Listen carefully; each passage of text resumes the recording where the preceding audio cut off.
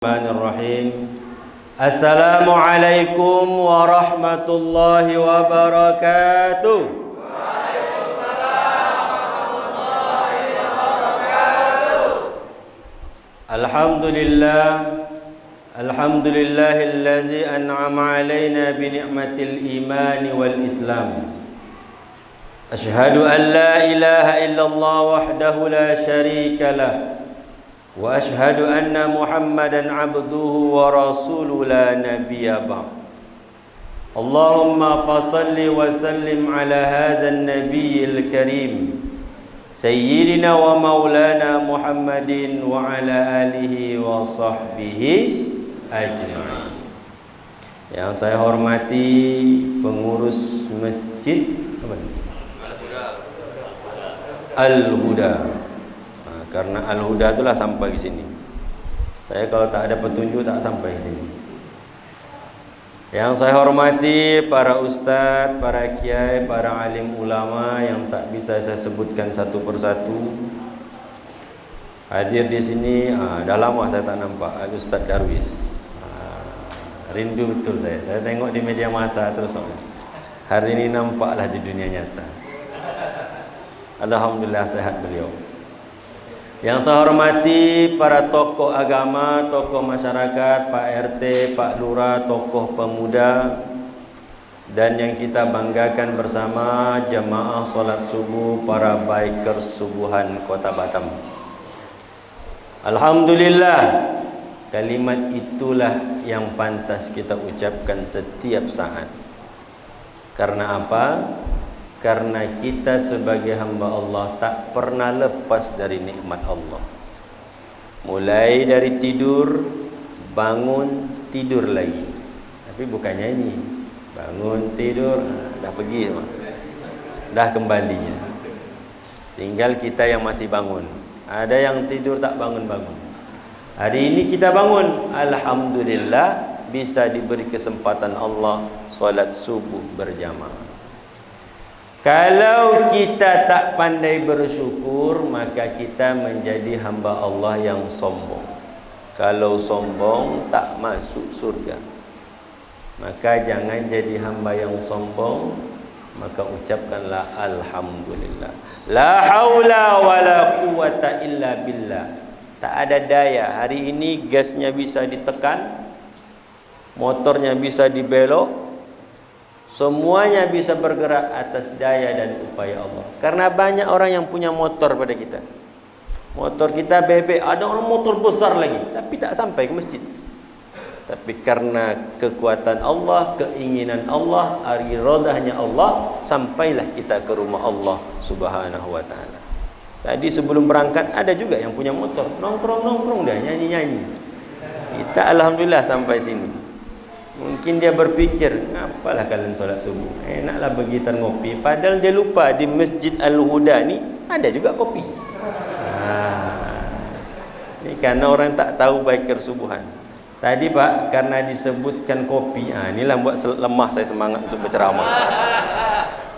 Orang ini kalau sudah disebutkan kopi dengan sarapan, ceramahnya kurang diperhatikan lagi. Karena dah terbayang, apalagi masaknya pakai kayu api. Kalau kayu api ni, bau kayu api dah sampai sini. Jangan ada buat kopi dulu Pak. Kalau ada buat kopi tak jadi ceramah. Maka bersyukur kita kepada Allah. Salawat dan salam tentu tak lupa kita kepada baginda Nabi Muhammad sallallahu alaihi wasallam. Banyaklah bersolawat. Kalau rindu padanya, banyaklah bersolawat. Kalau semakin banyak bersalawat, berkesempatan mendapatkan syafaat di yaumil mahsyar nanti. Amin ya rabbal alamin. Sebelum kita mulai, tadi pengurus masjid bilang apa makna bikers subuhan. Ini perlu kita jelaskan. Bikers ni bukanlah bahasa Arab. Nanti ada pula bahasa Arab, bakiru yubakiru bikers katanya. Bikers ni bahasa Inggris. Subuhan ambil dari bahasa Arab, dijadikan bahasa Indonesia. Subuhan, imbuhannya an, akhiran an, subuhan. Ini adalah anak-anak motor yang hobinya solat subuh.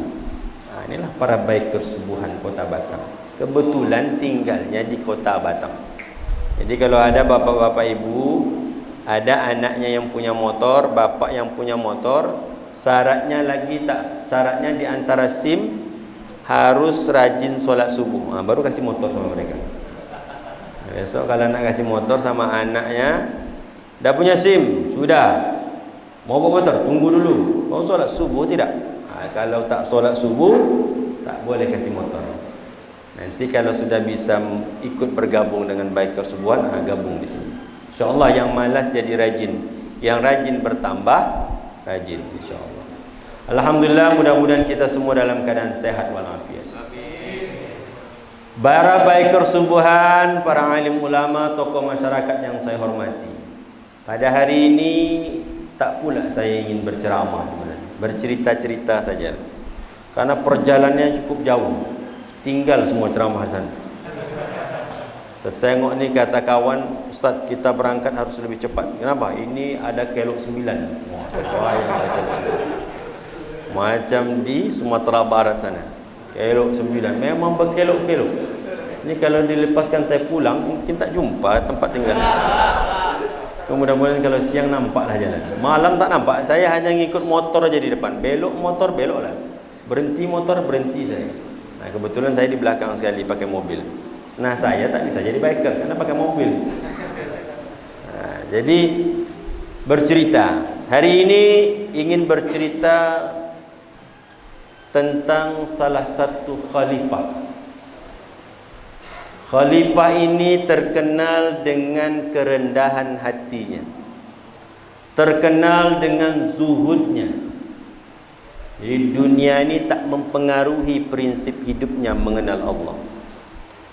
Ini khalifah adalah orang yang rendah hatinya dan takut kepada Allah Subhanahu wa taala. Siapa nama khalifah ini? Khalifah Umar bin Abdul Aziz. Ada yang kenal? Ada yang kenal dengan Khalifah Umar bin Abdul Aziz? Aziz sudah kenal. Kalau dia kenal, mati dah lama dia hidup. Tapi pernah membaca Ustaz dan pernah mendengar. Khalifah Umar bin Abdul Aziz lahir pada tahun 61 Hijriah. Dalam sejarah juga disebutkan bertepatan dengan kisah ataupun sejarah Hasan dan Husain. Ada juga riwayat yang lain mengatakan lahir pada tahun 63 Hijriah. Pokoknya lahirnya tahun 60-an Hijriah lah. Itu kalau kita kan ada tahun 60-an. Ini tahun 60-an. Umar bin Abdul Aziz lahir 61 Hijriah, wafat 110 Hijriah. Lebih kurang umurnya 39 tahun 6 bulan lebih. Umur saya mendekati itu. Umur saya 38 kurang 1 bulan, 39 tahun. Jadi kalau ada masa kematian yang ikut Umar bin Abdul Aziz, sisa umur saya tinggal 7 bulan lagi. Tolonglah buat jadwal biker subuhan. 7-6 bulan itu diperbanyak. Umurnya hanya 39 tahun 6 bulan. Lahir di salah satu daerah di kota Mesir bernama daerah Hilwan. Beliau ini anaknya yang cerdas. Dah kecil hafal Quran. Kita dah kecil tahu eja Al-Quran. Hafal belum? Ejanya tahu Al-Quran. Beliau dah hafal Al-Quran. Khalifah Umar bin Abdul Aziz ini nama ibunya Ummu Asim bin Umar bin Khattab. Jadi silsilah keturunannya ibunya dari keturunan Umar bin Khattab, khalifah yang keempat. Umar bin Abdul Aziz ini matinya karena diracun. Saking orangnya tegas, saking orangnya dicintai masyarakat, para koruptor, para yang tak senang dengan Umar bin Abdul Aziz, berbagai macam ingin membunuh Khalifah Umar bin Abdul Aziz.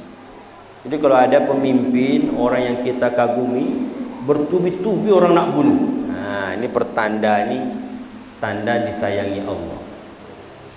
Karena kata Nabi, "Idza ahabballahu 'abdan", apabila Allah mencintai seorang hamba, nada Jibril, Jibril pun berseru, "Innallaha yuhibbu fulan", sesungguhnya Allah mencintai si fulan, fa ahabbuhu, maka cintailah dia. Jadi kalau ada orang yang kita nampak ni dicintai Allah, cintailah dia. Jibril tu memanggil, menyuruh, cintailah, sesungguhnya dia dicintai oleh Allah Subhanahu wa taala. Matinya diracun. Siapa yang meracun Umar bin Abdul Aziz? Budaknya. Waktu dia ingin, ketika diracun, berbagai macamlah isu. Oh, disantet dia ni, disihir. Kata Umar bin Abdul Aziz, aku tak disihir, aku diracun. Dan aku tahu siapa pelakunya. Kita kalau tahu orang yang meracun kita, kira-kira apa yang kita lakukan? Selesailah abang. Selesai, kata kawan. Mati mungkin. Tapi Khalifah Umar bin Abdul Aziz tak marah dia. Dipanggilnya budak, sini kamu. Kenapalah kau tega membunuh aku, meracuni aku? Apa kata budak? Aku diupah 1000 dinar dan aku dibebaskan, dimerdekakan dari budak. Tentu budak ini kalau dimerdekakan merupakan satu kehormatan. Jadi kalau menjadi budak ini di bawah keputusan tuannya. Jadi beruntunglah kita ni yang merdeka hari ini, bebas melakukan ibadah, bebas melakukan aktivitas. Kata Umar, berapa yang kau dapat upah meracuniku? 1000 dinar. Bawa sini duit itu. Diambil duit itu, diinfakkan, dimasukkan ke Baitul Mal. Apa kata Umar bin Abdul Aziz? Pergilah kau jauh dari sini ke tempat di mana orang tak mengetahui dirimu. Jadi tak mau balas dendam dia. Hatinya tu bersih. Dia tahu diracun, ambil duitnya, masuk ke Baitul Mal. Yang meracuninya disuruh pergi jauh-jauh. Kita kalau dapat dia mengetahui, bukan pergi jauh, cari dia sampai dapat. Kalau bang cacing pun kita cari dia. Inilah bedanya Khalifah Umar bin Abdul Aziz. Ketika masih kecil, dia menyampaikan kepada ayahnya, "Ayah, antarlah aku ke kotanya Rasulullah sallallahu alaihi wasallam, Al-Madinatul Munawwarah. Di sana tu ayah banyak para fuqaha, banyak para alim ulama. Bisalah aku belajar di sana bersama mereka." Jadi kita ni kalau sudah rasanya berakal balik, merantau, hijrah. Jangan di kampung. Kalau di kampung itu aja yang kita dapat. Ini Umar bin Abdul Aziz minta ke bapaknya. Kalau kita tak minta-minta, kalau dapat di kampung-kampung tu lah tulis. Hijrah. Ini kan rata-rata perantau semua ya. Dan mengikuti jejak Umar bin Abdul Aziz. Tapi tak tahu sampai di Batam cari apa. Umar bin Abdul Aziz cari ilmu, menuntut ilmu dia. Diantarlah oleh bapaknya ke kota Madinah. Anaknya ternyata tumbuh dalam keadaan yang cerdas dan pintar. Dikenallah Umar bin Abdul Aziz. Pada masa itu khalifah adalah Abdul Malik bin Marwan. Khalifah pada masa itu yang memimpin Abdul Malik bin Marwan. Tak lama setelah itu meninggallah ayah Umar bin Abdul Aziz. Sekarang ini banyaknya mati. Kawan saya dalam hitungan hari dah 4 orang. Keluarga dah berturut-turut meninggal. Baru semalam meninggal 1, kawan 1. Nampaknya kematian ini dah dekat. Saya rasakan kematian yang paling banyak tahun inilah. Dulu kalau dengar kematian jauh-jauh saja. Sekarang yang dekat-dekat. Mudah-mudahan malaikat maut belum jemput saya lagi, karena amal belum cukup lagi. Jadi kalau nanti jemput malaikat maut, mohonlah ampun dosa saya. Mudah-mudahan kita semua bertemu dalam surganya Allah. Amin. Allahu Akbar. Tak ada yang menyebutkan takbir hari ini. Biasa ada. Mana yang takbirnya? Tak datang. Nah, ketika ayahnya meninggal dunia, Khalifah Abdul Malik bin Marwan mengutus pengawalnya. kau pergi jemput Umar bin Abdul Aziz. Siap. Wah, kan begitu kalau pas PAMKO. Nah, bukan pas Pampres. Waktu itu khalifah. Pas PAMKO, pasukan pengamanan khalifah. Jemput Umar bin Abdul Aziz. Dijemput, dipelihara seperti putra-putrinya. Menengok Umar bin Abdul Aziz ni aset yang luar biasa. Orangnya soleh, anaknya cerdas, luar biasa. Dinikahkan dengan anaknya bernama Fatimah. Nah, sekarang nama Fatimah tu selalu dipakai. Kalau sekarang orang tak mau lagi nama-nama Fatimah tu. Nama keren aja, Selin, Selin, nah, jual artinya. Nah, singkatannya Selin, jual, sel saja. Fatimah. Lalu meninggal Khalifah Marwan, Abdul Malik bin Marwan, diganti dengan Khalifah Walid bin Marwan. Dulu kalau khalifah tu turun temurun. Zaman Nabi, khalifahnya Abu Bakar Siddiq, Khalifatul Rashidin. Tak ada hubungannya, ganti dengan Umar bin Khattab. Tak ada silsilah hubungan keluarga, ganti Utsman bin Affan, ganti dengan Ali bin Abi Thalib. Setelah itu berlakulah hukum monarki, sistem kekerajaan turun temurun.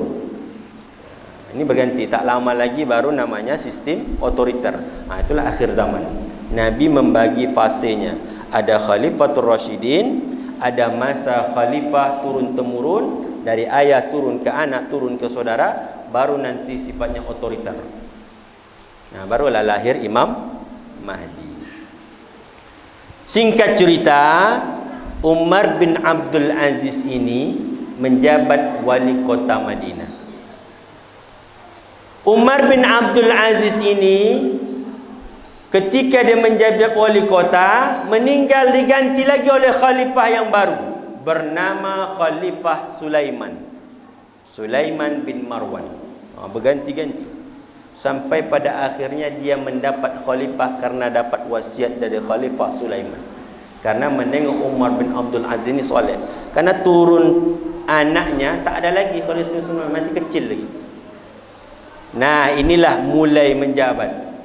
Bahkan Khalifah Umar bin Abdul Aziz disamakan. Sufyan As-Sauri ini mengatakan bahawa Khalifatul Rashidin itu ada 5. Abu Bakar, Umar, Utsman, Ali dan Umar bin Abdul Aziz. Saking luar biasanya Umar bin Abdul Aziz akhlaknya. Bahkan Anas bin Malik mengatakan, setelah sepeninggalan Nabi SAW, aku merasakan solat seperti diimam oleh Nabi tatkala yang menjadi imam itu Umar bin Abdul Aziz. Luar biasa. Lalu Umar bin Abdul Aziz ketika diberi wasiat menjadi khalifah, dia menolak. Di saat dia menguburkan Sulaiman bin Marwan, naik dia dari liang lahat, tiba-tiba datang kenderaan mewah. Suara apakah itu? Gemuruh.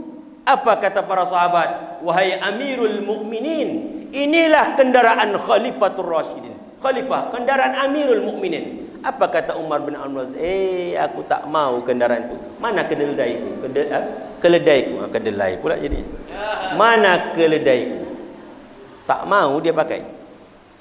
Mau pakai kendaraannya sendiri, keledai. Saking orangnya tak mau menggunakan kemewahan jabatan khalifah, jabatan Amirul Mukminin. Di tengah dia berjalan menggunakan keledai, datang pasukan Pas Pamko. Pas Pamko ni langsung, kalau Pas Pamko tu tetap peduli, SOP-nya langsung kawal.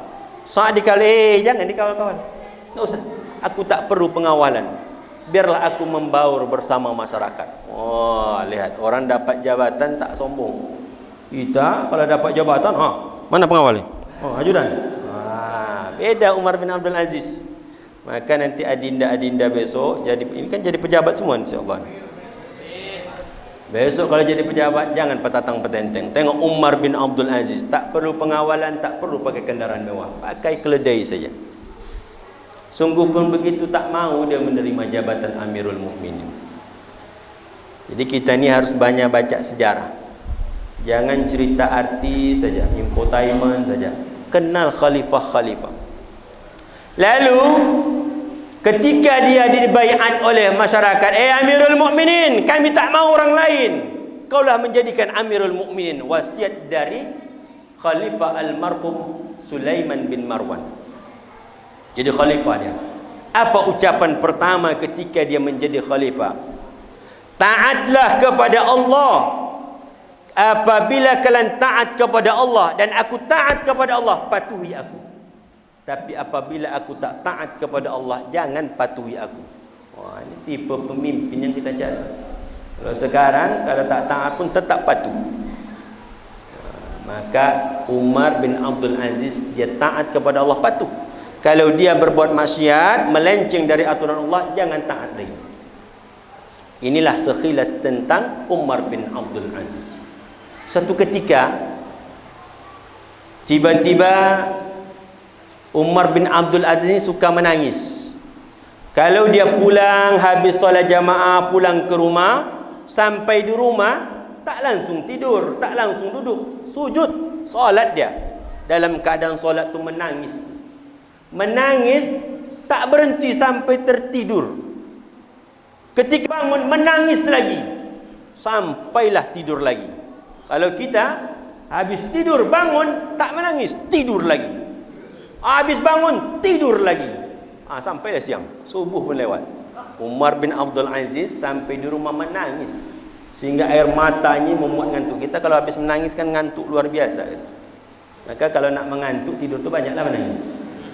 Jadi kalau susah tidur rasanya, ingatlah mengadu pada Allah banyak dosa, menangis, insya Allah tidurnya nyenyak nanti. Suatu ketika Umar bin Abdul Aziz ini nangis. Istrinya Fatimah datang, menengok suaminya menangis, menangis pula dia.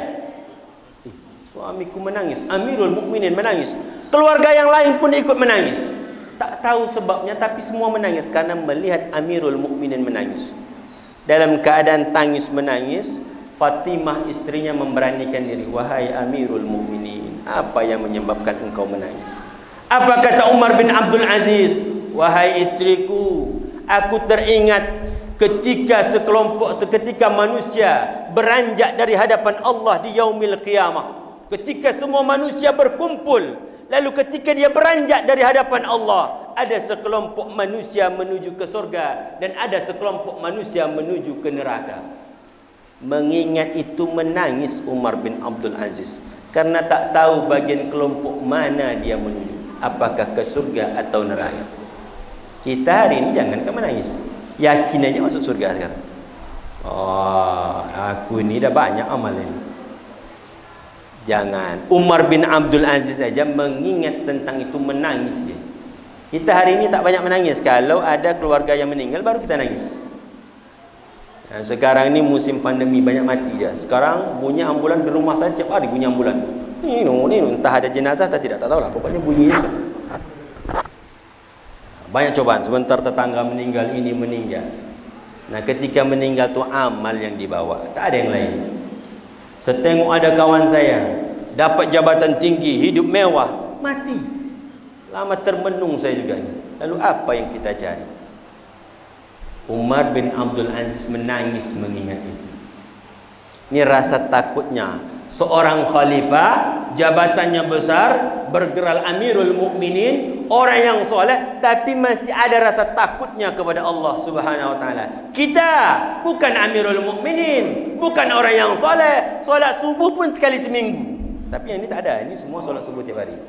Baikar subuhan ni Pak, setiap subuh solat subuh.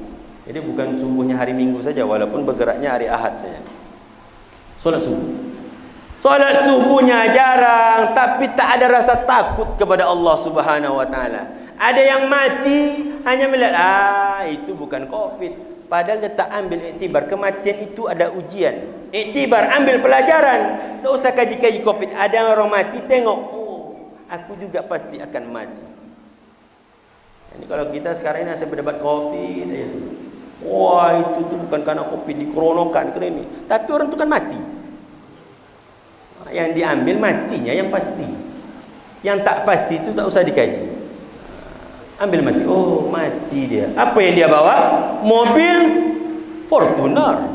Rumah 2 tingkat, isteri cantik, siapa agaknya pengganti dia? Dah mulailah orang mencari itu. Mobil baru kemarin lunas, habis lunas mati. Oh, corona, kita kaji corona, matinya tak dilihat.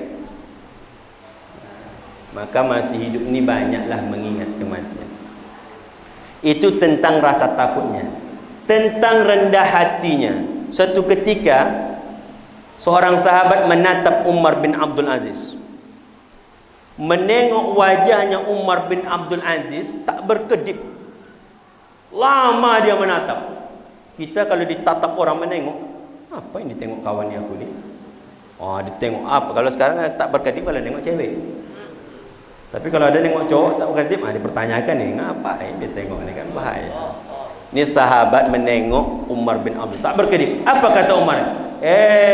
Kenapa kau menengok aku begitu? Tak pernah ku melihat kau menatap aku tak berkedip.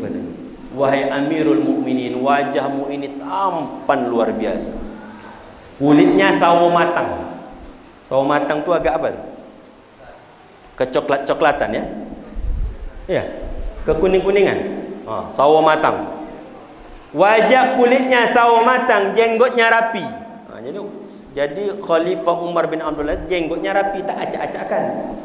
Kalau ada jenggot tu dirapikanlah. Ini kalau ada jenggot tak bersikat. Rapikan.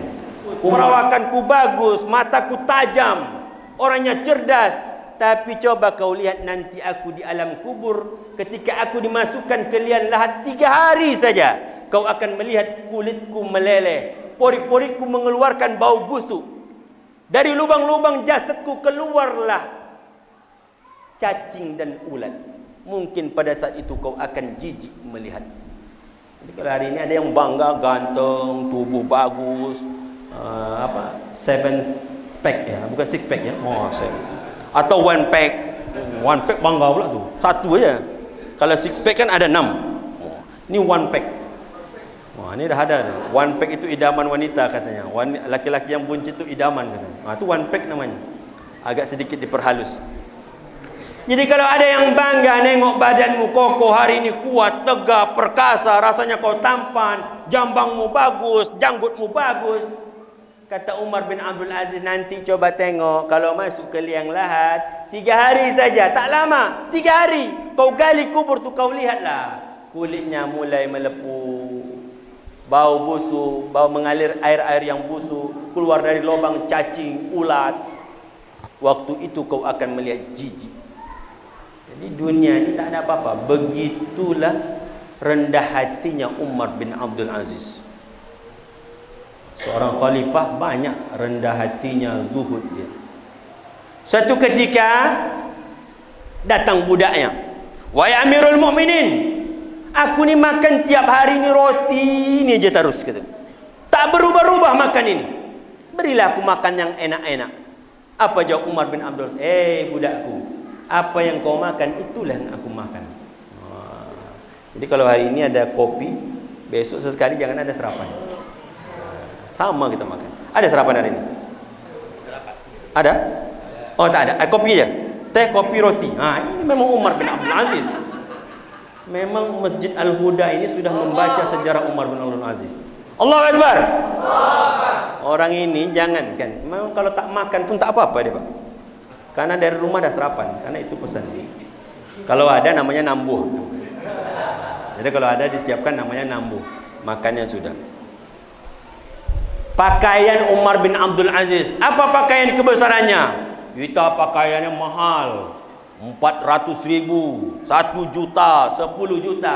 Pakaiannya suatu ketika sahabat lewat, menengok baju Umar bin Abdul Aziz. Apa kata sahabat? Wahai Fatimah, cucilah baju Umar bin Abdul Aziz itu.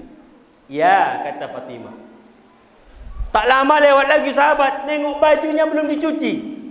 Hei Fatimah, cucilah baju Amirul Mukminin ini, karena tak lama lagi nanti banyaklah masyarakat yang datang menemuinya. Apa kata Fatimah? Baju Amirul Mukminin Khalifah Umar bin Abdul Aziz cuma 1 saja. Bajunya cuma 1. Kita banyak baju kita, berganti-ganti. Besok merah, kuning, hijau, kelabu, jingga, pelangi. Khalifah Umar bin Abdul bajunya cuma satu saja.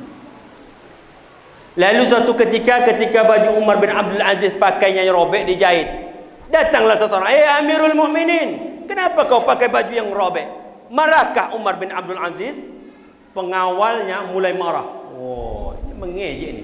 Apa kata Umar bin Abdul Aziz? Orangnya rendah hati, dimaafkan dia. Sesungguhnya tujuan yang paling baik itu kalau dicapai dengan sungguh-sungguh, kata Umar bin Abdul Aziz. Jadi kalau ingin masuk surga, sungguh-sungguh. Itulah tujuan yang paling baik. Dan maaf yang paling baik adalah ketika kita bisa membalasnya. Jadi kita ni kuat, punya kuasa. Ada orang mengejek kita, rasanya bisa kita balas, tapi tak kita balas, kita maafkan dia. Itulah maaf yang paling terbaik, kata Umar bin Abdul Aziz. Jabatan ada, kuasa ada, khalifah, Amirul Mukminin. Ada orang menghina, mungkin tak ada di ujung kuku, kau tangkap dia, ceburkan ke laut, mati dia. Tapi Umar bin Abdul Aziz maafkan dia. Karena maaf yang terbaik ketika kita bisa membalas. Jadi kalau bisa membalas, kalau kita kan tidak, rasanya lebih kuat. Kau kurang ajar betul ini. Tak boleh begitu. Ini sifat Khalifah Umar bin Abdul Aziz. Apa lagi kriteria Umar bin Abdul Aziz? Umar bin Abdul Aziz ini suatu ketika dia mengirim surat kepada sahabatnya yang meninggal anaknya.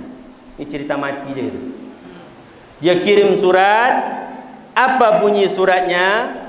Sesungguhnya Assalamualaikum warahmatullahi wabarakatuh. Sesungguhnya kita ini kaum penghuni akhirat dan kita ditempatkan di dunia. Sesungguhnya kita ini kaum penghuni akhirat, ditempatkan di dunia, dan kita adalah kaum yang mati, berasal dari keturunan orang-orang yang mati. Andainya ada mayat yang menuliskan surat kepada mayat yang berbela sungkawa. Itu bunyi surat Umar bin Abdul Aziz kepada sahabatnya yang anaknya meninggal dunia. Kira-kira kalau baca surat itu marah tak kita? Kalau diselami maknanya luar biasa. Kita ni penghuni kaum penghuni akhirat. Karena kita ni bukan penduduk dunia. Kita ini penghuni akhirat. Cuman Allah letakkan dulu sementara di dunia. Kita ini kaum yang mati. Kita ni tak hidup, pasti mati semuanya. Kullun nafsin za'iqatul maut. Mati. Dan kita berasal dari keturunan orang-orang yang mati. Nenek moyang kita mati semuanya. Kita ni berasal dari keturunan orang mati. Anehnya ada mayat, katanya, dirinya menulis surat mengucapkan berbela sungkawa kepada mayat. Ini mengingatkan kepada kita bahwa kita ini pasti mati. Jangan terlalu sedih dengan kesedihan kematian, karena kita pun pasti akan mati. Hari ini di tengah pandemi, umat Islam, orang yang beragama itu bukan terlalu ekstrim, berani betul, tak takut mati. Apalah ini corona, tak begitu. Orang mukmin beriman itu proporsional dia, di tengah-tengah saja. Tidak terlalu berani betul, tidak terlalu takut, ikhtiar. Itulah orang beriman. Tinggal 10 menit. Biasanya sampai 10 menit saja. 5 menit lagi selesai, sampai jam 6. Terakhir ketika Umar bin Abdul Aziz menghadapi kematian. Di saat dia ingin mati, di saat sedang sakit diracun, apa kata Umar bin Abdul Aziz? Kalian keluar semua dari ruangan. Disuruh keluar semuanya, budaknya, pembantunya, istrinya semua keluar. Ketika keluar, seorang budaknya, pembantunya itu tak mau keluar terlalu jauh, berdiri di depan pintu situ, duduk di depan pintu. Sang istri Fatimah duduk di sebalik pintu, hanya dibatasi oleh sebuah pintu. Ketika Umar bin Abdul Aziz sedang sakit, apa yang dia ucapkan ketika itu? Apa yang dia ucapkan ketika sedang merasa sakit? Dia bacakan, sesungguhnya tilkad darul akhirah, sesungguhnya akhirat itu, negeri akhirat itu, lillazi, adalah untuk orang-orang la yuridu, yang tidak ingin uluwan fil ardi wala fasada, wal 'aqibatu lil muttaqin. Itulah yang diucapkan Umar bin Abdul Aziz.